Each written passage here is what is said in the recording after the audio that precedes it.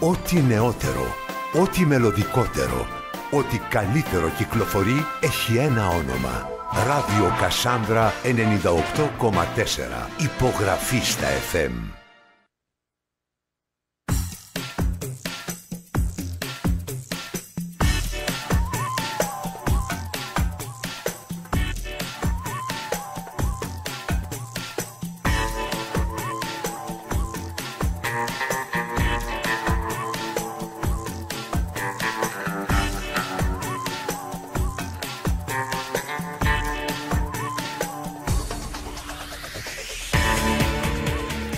Καλησπέρα σας.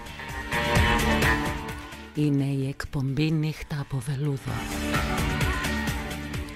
Μια εκπομπή γεμάτη από λόγια αγάπης, έρωτα και μοναξιάς. Λόγια βγαλμένα από την ψυχή μεγάλων αλλά και καθημερινών ποιητών. Το πρώτο μας ταξίδι. Τη δική μου, τη δική σας. Μια εκπομπή πλημμυρισμένη από τραγούδια που μιλάν στην καρδιά όλων μας.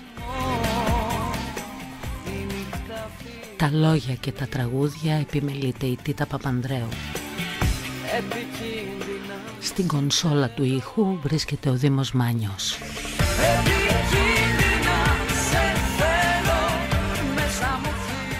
Θα σας κρατήσουμε συντροφιά αυτό το βράδυ για 2 ολόκληρες ώρες από τη συχνότητα του Ράδιο Κασάνδρα στους 98 και 4 των FM.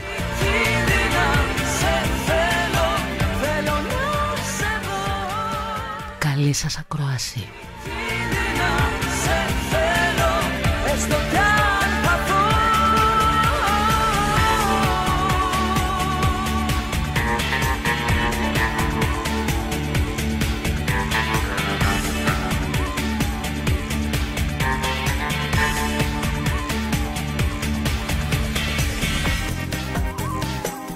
Ξέρεις πως για σένα θα παραδοθώ στο μορφό σου ψέμα.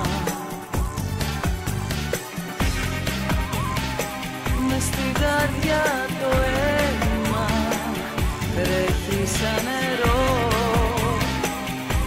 όταν είσαι εδώ.